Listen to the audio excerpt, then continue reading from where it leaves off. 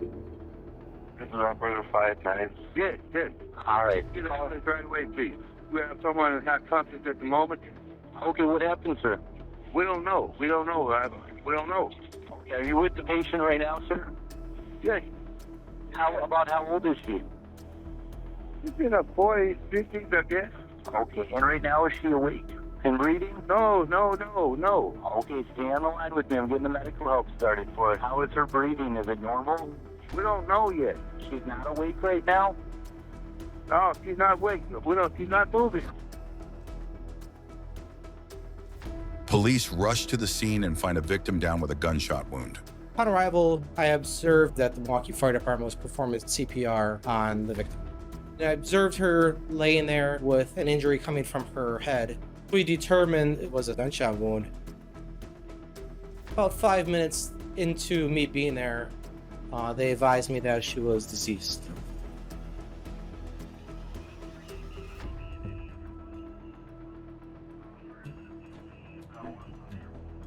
Upon looking at the body, you could see that she did have a gunshot wound to her face. Investigators questioned the medics to learn exactly how the victim was found.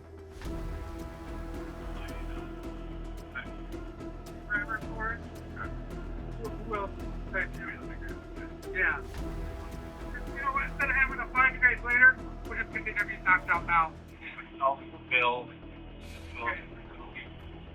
Where this incident occurred, which was right outside the business door, there was a small pool of blood with eyeglasses, which were determined to belong to the victim. There was also a fired .40 caliber cartridge casing left at the scene, which is indicative of a semi-automatic pistol being fired. A projectile had fallen out of her clothing onto the ground, and that was recovered also, and that would be a copper jacketing and a lead core bullet. We were able to identify the victim based on co-workers as Karen Simic. Here, you right? Yeah. Hey, how you doing? All right. I think I met you when we had a guy in the roof there. Cameras on the outside. Okay. All right.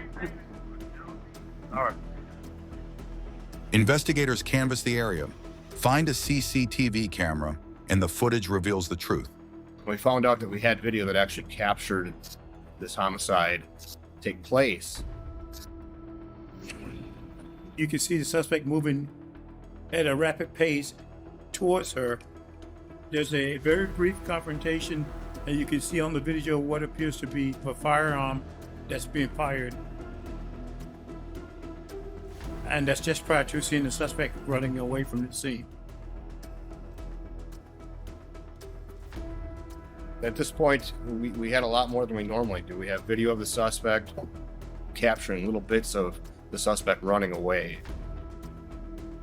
We were able to determine he was a male in his early to mid 20s. The unique thing we were concentrated on was his pants. They were dark in color according to the video, but they had some sort of reflective design or some sort of reflective stripe near the knees. Eventually, he comes to a point where there is no more surveillance footage. There's no video in the area that captured him any further. So we had a limited idea of his flight path from the homicide scene, but we did know at least a direction at which he went. Investigators review the CCTV footage from 1 hour earlier. And then you see the victim's car pull in off the main street. You start to wonder, was this particular victim targeted more so than just a robbery? That led detectives to go back and retrieve cigarettes from the area in hopes of obtaining DNA. However, this does take quite a bit of time. DNA tests point to Ralph Algo, and investigators call him in for questioning. First off, I'm Mike Saranock. Nice to meet you. The 31st of January this year, we collected DNA, and your DNA, any idea why it would be there? The only way it could be by DNA, it would be, I mean, I don't know if it would be in DNA, but The only thing wherever I could go, 12 National, it was to the corner store. I don't know nobody around there. I don't really hang out around there. Okay. I'm a barber, so I cut. You're a what? I'm a barber. I cut hair. I got some clients that live right there on the level. Yes.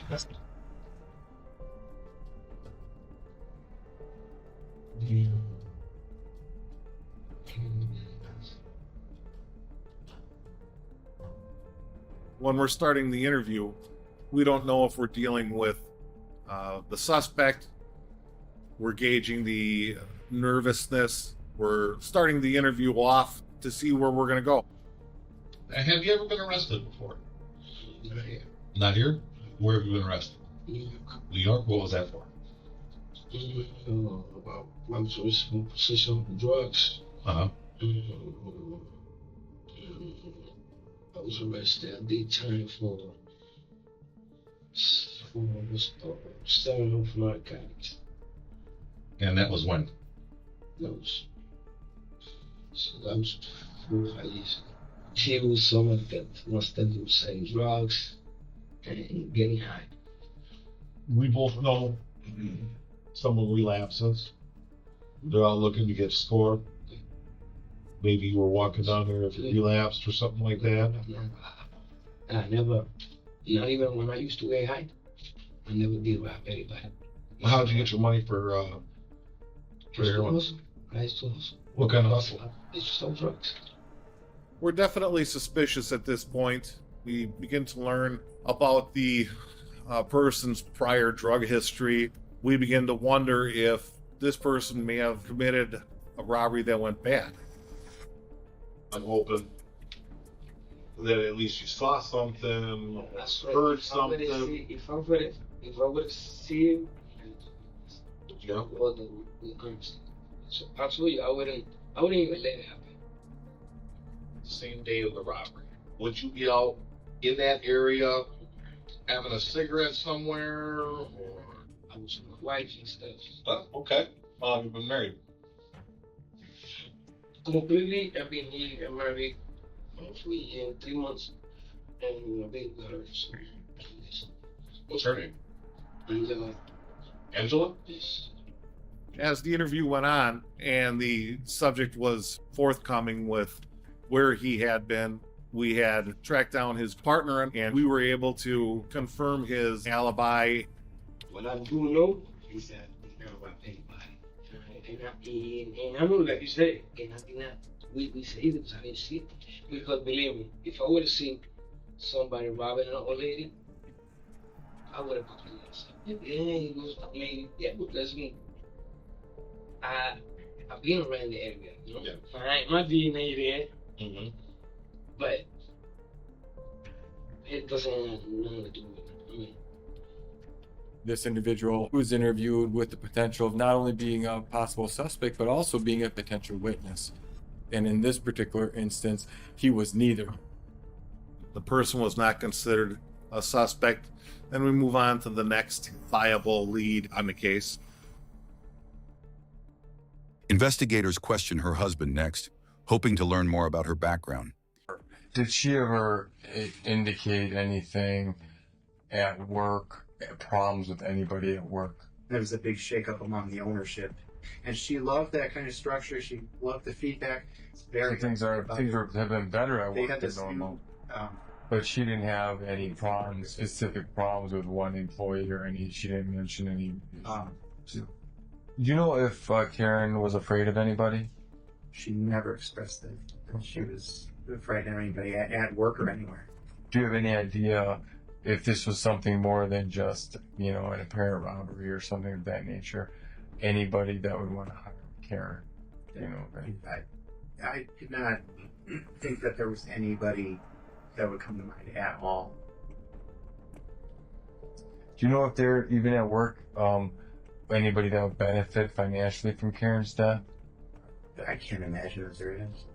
How about did it have a strap or handles or don't you remember? That was, I'm sure that was also strapped. How about the bag? How big was the bag? That carry bag was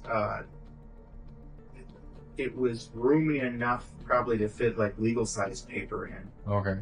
So I would say probably 15 inches square.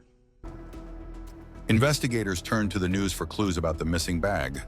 3 days later, a woman calls with shocking details. Yeah, for the Milwaukee Police Department. Okay, what's going on? Okay, this is what's going on. I'm an elderly person, and I listen to my grandkids and what's going on and stuff. And I was just looking at the news, and there was a murder on 12th Street on the south side, and they was looking for some kind of handbag. And I'm going to his room, and I'm not for sure that this is the bag that they're looking for. And I try to tell my kids to do the right thing. I know he's been out there doing that stuff. Before they come back, I don't want them to know I called. She believed that she observed her grandson with the bag. We looked him up in our files and found his physicals and his height and weight, and it seemed to be close enough with our suspect. Detectives followed up on it. When the police went there, we located no such bag. Sasi has no expectations that his wife's killer will be found, but he does have hope. If it was me, that my conscience would be bothering me about it right now. Where is this gun? Does it turn up someplace? Do they arrest somebody for something else and then they confess? He was in custody for something else.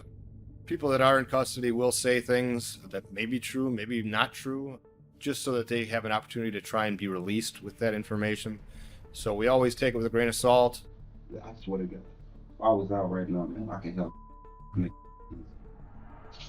McLaurin tells detectives he believes his former roommate is the killer of Carl Knight. So tell me about the day that Carl killed his old wife. Talk to me about that. All I know is he came to the house and stayed on 25th and Brick. Now, he just came back in the house and he's like, "Boss, I just shot her. Ooh, I just shot her." You know what I'm saying? As far as like me being there witnessing it, I didn't witness anything. I just, word of mouth. I think she dead. Who was in there when he told you? And Samantha was in the house. Okay. So did he tell you any move out? Like what went down? He just told me that he's scared. She scared him. He up the gun. He said what now? He said that she scared him. So she scared him? Yeah. So he pulled the gun and shot. Okay. What did you verify anyway? It was. He did it, but it was probably just like a lot of guys, said that I grew up with.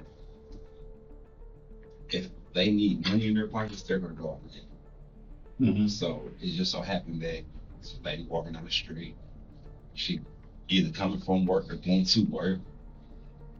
He saw it, he went for it. Don't blindly trust what he says, but that interview kind of rejuvenated the case.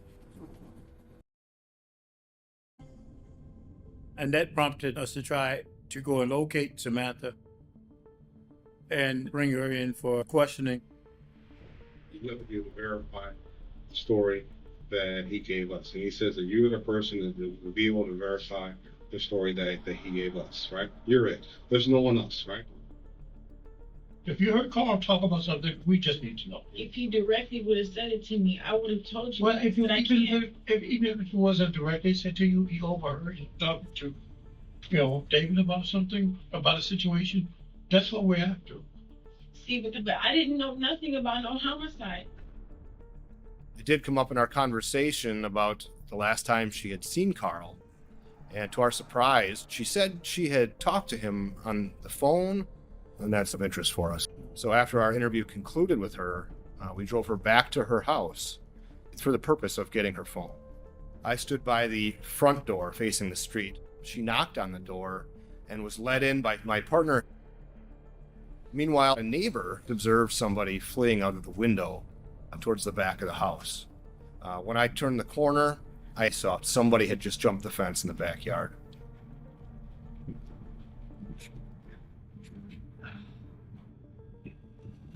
Investigators now turn back to Samantha. They have more questions for her.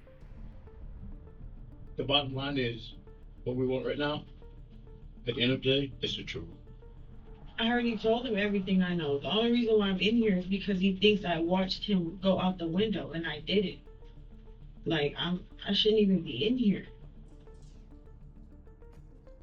But then, detectives imply they have enough to charge her as well.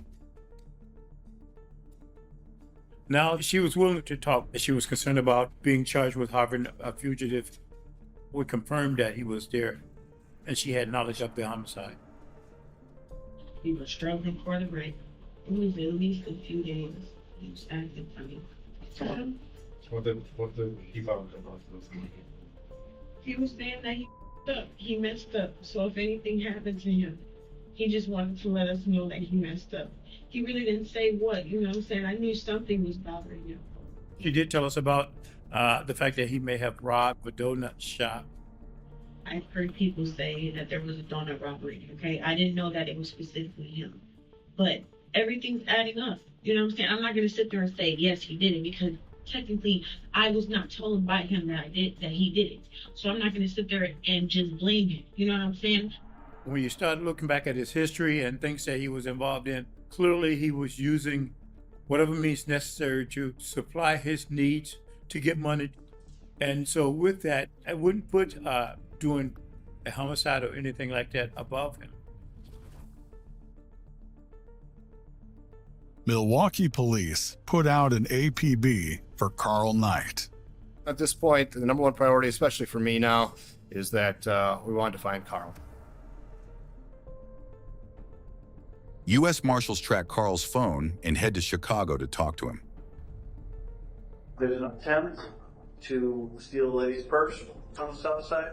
Oh, you know what we're talking about? Oh, no. That's why I said, like, I'm glad, like, yes, I'll be tradition. This, yes, we can get this straight. Cause no, I'm not gonna. No, not gonna. Well, let's be talking to the world back, because I definitely. No, I will, you know. A lady, you said? A white one? What? Carl Knight saying, I didn't rob any old white lady. That was a clue because he shouldn't know those details. We didn't mention them to him. Makes the, your little detective hair stand up. You can't assume that it's just a lucky guess. Carl Knight's girlfriend also implicated Carl Knight in a robbery of a donut shop. Typically, we'll bring those crimes up to the suspect just to gauge his level of truthfulness. We were all kind of caught off guard that Carl did jump the fence and take off. When Carl jumped out the window, it's possible that he didn't even know that we were looking for him for the homicide. Carl had not reported to his probation agent in over a year, and he had been hiding from her. After having in-depth conversation with him, now we're thinking that maybe he wasn't involved in this. Investigators question Carl Knight again about his roommate's claim that he's tied to the murder.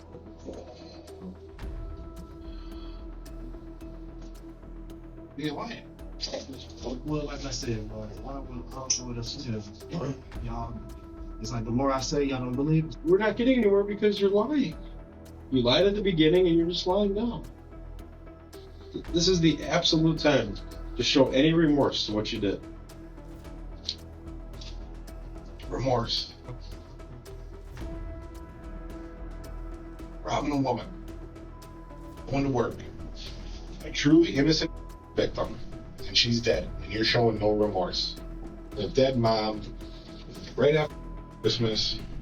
And now we're at the 1-year anniversary of Christmas. She's not there.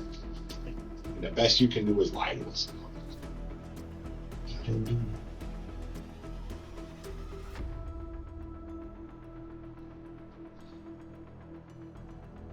I don't have no lawyer or whatever. after that, Carl asked for a lawyer. If somebody asks for a lawyer during an interview, we're not talking to them again. The interview's over. We didn't have a lot where you could show it to a jury and a jury would be able to look at it and say, oh yeah, that's Carl Knight. So at the point that he asked for a lawyer, things were looking pretty grim. I figured that he just wanted to stretch his legs and get a break from his cell. But I could tell immediately after entering the room that he wanted to talk. So, you were obviously downstairs, you want to talk, or what's up? Yes? Okay.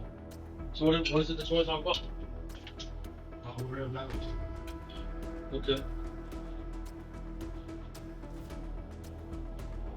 On the video, you're across the street. Okay. And she starts making her way across the street. You trying to like jack her for a car or something? Okay. Her phone? Her purse? Her bag? He eventually kind of broke it open, and he just blurted out how it happened. What was your purpose? What were you Real? I was with. Yep. And she said that they needed money for rent and there wasn't no food. And she basically was putting pressure on me like it was my responsibility. And I never did this before. This is your first time doing a robbery? Yeah.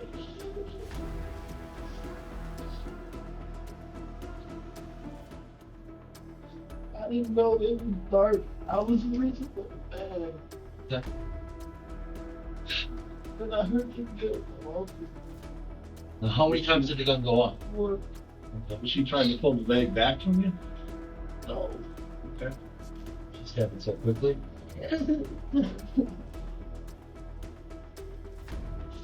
How'd you have the gun? I didn't. Here, hold on. Are you left-handed or right-handed? I'm right-handed. Okay. All right. So if I have the purse and I'm holding the purse, did you try to reach for the gun with your right? Or I'm sorry, did you try to reach for the bag with your right hand? Okay. You can kind of show me. I feel like that. Oh, okay. That makes sense. That makes sense. So you were mine. He reached with the gun hand. Carl brought a loaded gun to that robbery of Karen Simic. But when you raise a gun to someone's head, you have to realize that you might be the one that gets scared, and you might be the one that flinches, and you might pull that trigger. Carl Knight pleads guilty to felony murder and is sentenced to 31 years in prison. Like, comment, and subscribe for more true crime stories that delve deep into the heart of the human experience.